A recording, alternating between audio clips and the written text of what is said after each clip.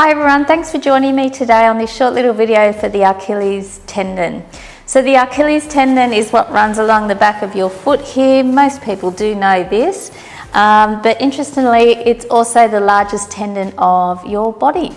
It does have a big amount of work to do, but its main function is to actually help you, like when you push the pedal on the in the car, when you press your feet down.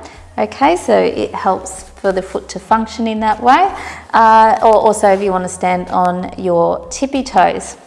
Now the Achilles tendon can be injured, and it's quite commonly injured when a quick action is performed, like a sprint or some sort of type of running sport where you pivot and you take off quickly and the tendon ruptures. And it can either kind of get some tendonitis, like a strain, or it can totally rupture and tear. And you'll actually hear it tear. You're like a popping noise. You'll be in immediate pain if that happens as well. If it's not a tear, you might feel some mild discomfort. It might hurt to be on your toes. So if you stand on your toes and it hurts, then you've probably done some damage to your tendon. So the first thing that you do need to do is ice the tendon. You'll do that for a couple of days. Try not to obviously, go on your foot too much. But those who are also kind of prone to it are people who wear high heels, if you have flat feet, if for some reason you just started a new exercise program, or if you run on some uneven surfaces. Quite often I'll hear someone's filled in at a basketball game and then all of a sudden it hurts. And a lot of that's because it just hasn't been conditioned to play. They're not doing that every week. And even if they are, they might not be conditioning themselves. So they might just go and play the game, but during the week they're not actually doing things to strengthen those areas that they rely on for their sport. So I'm going to show you a couple of things that will help with this type of injury, but also how you can prevent it and look after it yourself. So the number one thing that you want to do with the tendon, and it leads from the heel and then it attaches into the calf muscles here, right? Okay, so it's got quite a long range there that it reaches up for. So what you can do, you can kind of give it a nice little massage through the back there, get the blood flow. It doesn't have a lot of blood flow in the tendon, and just try and get that moving. So you can do that. If it's feeling a little bit sore and tender, just give it a gentle massage. Obviously, if there's bad pain, you don't do any of this, okay?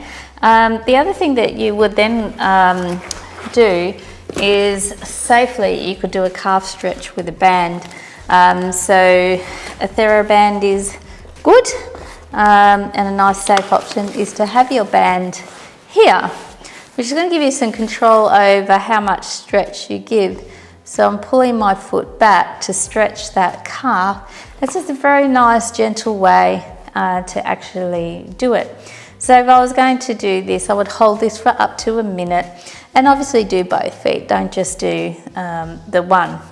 So depending on the level of pain, you might also want to do it against the wall. Okay, so if you do it against the wall, I'll demonstrate that now. Okay, so you could use a wall, you could use a chair, or have something to hold on to. So I'm just going to demonstrate it on the chair so that you can get a full shot of what is going on here. But you want to have one leg back, the other leg forward, and both heels need to be on the ground for this. And you'll slowly bend that front knee forward and press your hip a little forward as well until you feel a stretch at the back of your calf. Now, I always say, try to hold this for about a minute, okay, to get the benefits of it. Also, just check too that when you are doing your stretch, that your tendon is straight, reasonably straight. Some people, their foot will turn out. You don't want it out to the side. You want it nice and straight. Okay, the other thing that you can do, it's more to target the soleus muscle. we stretch our calves a lot, but we neglect that muscle as well. So the way that you stretch the small muscles which lead out onto the sides here is just to take your calf stretch and then bend the knees down, okay? And you should feel that run. I can feel that nicely running along the sides there as well. So you can also add that to your stretching routine, okay? So after you have done all your stretches, next comes the strength phase. So the strength phase, you can actually use a TheraBand, or you could also use, this one's a bit of a stretchy band, okay, and it's got a little bit of weight and a little bit of resistance to it, but we'll start nice and easy. So you would pop that band again around your foot like we did for the stretch. And we always want to strengthen in what we call the eccentric phase. And I'll often say in class, it's good to work in the reverse range. So if you think of like a bicep curl, when we contract that muscle, that is a concentric move. But then as I release, it's what we call an eccentric move. So you can strengthen in the eccentric range to prevent injury, no matter what muscle. If you can teach a muscle to be strong as it relaxes and returns back to its homeostasis or its normal state, then you're less likely to injure yourself.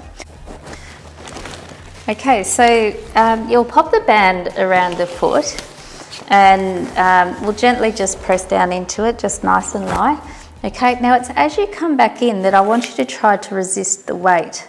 So as you're coming in, trying to resist that slowly in, then take the pressure off, let that foot go back down, and then again tighten and resist that weight as you come back in. So that's what we call working through the eccentric phase.